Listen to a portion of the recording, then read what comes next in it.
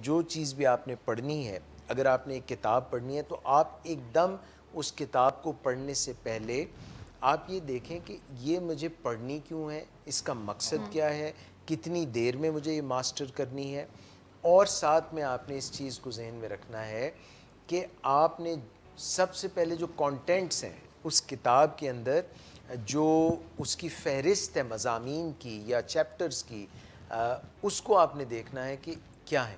اس کو کہتے ہیں سروے کرنا۔ جو کچھ آپ نے پڑھنا ہے اس کو پہلے سروے کر لیں۔ سروے کرنے کے بعد آپ نے ایک چیپٹر چنا جو آپ نے اس دن کور کرنا ہے یا 2 دن میں کور کرنا ہے، تو آپ نے پھر یہ دیکھنا ہے کہ اس میں کیا کیا پاسبل سوالات آپ سے پوچھے جا سکتے ہیں۔ تو یہ کیو ہے۔ کیو کا مطلب سوالات کیا کیا پوچھے جا سکتے ہیں۔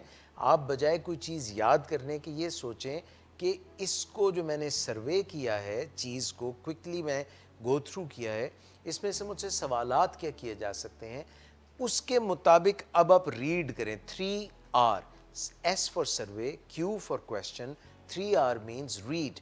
اب جب آپ اس کو ریڈ کریں گے سبجیکٹ کو، تو اس سوچ سے ریڈ کریں گے کہ کیا کیا سوالات آپ سے پوچھے جا سکتے ہیں۔ سوالات اگر آپ جاننا چاہتے ہیں کہ کیا ہیں، تو جو ہیڈنگز دی ہوتی ہیں ہر چیپٹر کے اندر، مختلف ہیڈنگز دی ہوتی ہیں، ان ہیڈنگز کے سوالات بنا لیں۔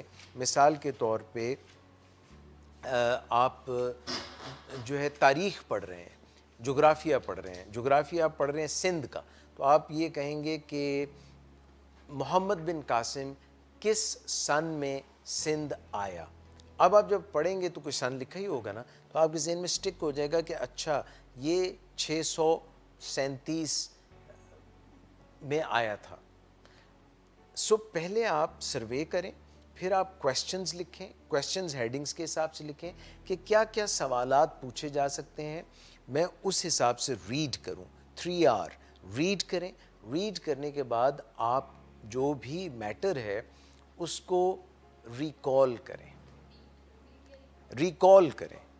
ریکال کرنے سے آپ کو یہ ہوگا کہ آپ دیکھیں گے کہ جو میں نے پڑھا ہے اس میں سے کتنا مجھے یاد ہے، ریٹین کتنا کیا، اور پھر اس کو 48 آورز کے دوران اندر دوبارہ اس کو ریپیٹ کریں اور پھر پڑھیں، اور پھر دیکھیں کہ جو آپ کو یاد ہے اور جو اس میں لکھا ہے اس میں کتنا ڈفرنس ہے، تاکہ چیز آپ کی روم سے ریم تک چلی جائے، یعنی جو آپ کی شارٹ ٹرم میموری ہے اس سے لانگ ٹرم میموری میں، انکانشیس مائنڈ میں چلی جائے۔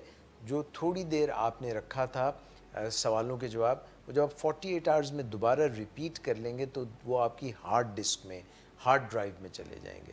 سو ایک بہت ہی آسان سا طریقہ لرننگ کا میں نے آپ کو بتایا۔